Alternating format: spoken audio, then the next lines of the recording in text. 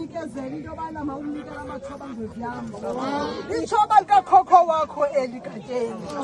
igqirha labuyiswayo phakathi kwenkundla zakwandondela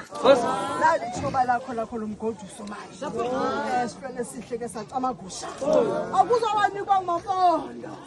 uzawanikwa ngutatakho ngoba utatako usaphila inyathela ingqigobe phakathi kwezinkundla sacamagusha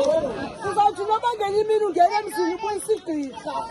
akunali ityala lesiko wena nakufuzisele nali uphawu ozawumisa ngalo phakathi kwekhaya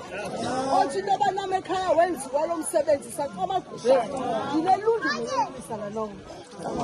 masicamagusha nangeli tshoba ngenye imini uzawugotsa umntu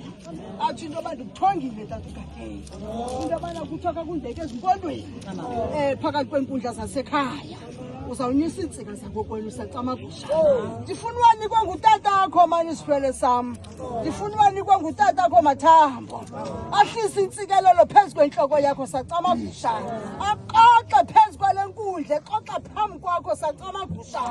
zama ukuthi ke ngwevu yam sondela ngoba kaloku wena usaphinda tatam sacamagusha phantsi kwesandla esihleke samampondo sakwathahla sakwandayeni sakwangqungqushe sakwahlama ngobubele sakwajakile sakwandamasa sakwaziqelekazi ke sacamagusha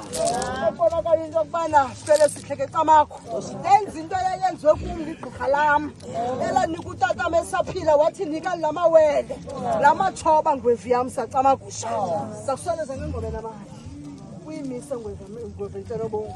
phosa amazofuna uwaphosa njengendoda enolwazi njengendoda ezaziyo izinto njengotata oqhela unyathela kwinkundla ngenkundla njengomntu oqhela udala amagqirha phakathi kwenkundla zoomamali